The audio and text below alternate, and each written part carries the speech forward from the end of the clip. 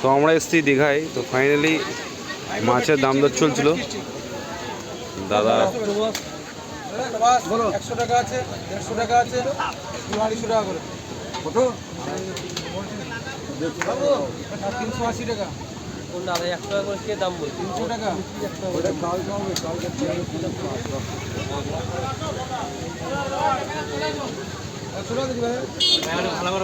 তো আমাদের প্রদীপদা টেস্ট করছে অক্টোপাস প্রথম লাইভে ফার্স্ট। এই এক পিস সবাই এক পিস করে নিয়ে নিল। সেই 5 পা, 5 পা নয়, 5 মানে 10 পা এমন নিয়ে নিলাম। কেমন কি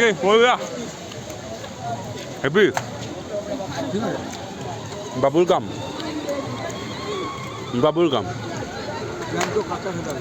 ওই দেখ বলছে কাঁচা খেতে হবে।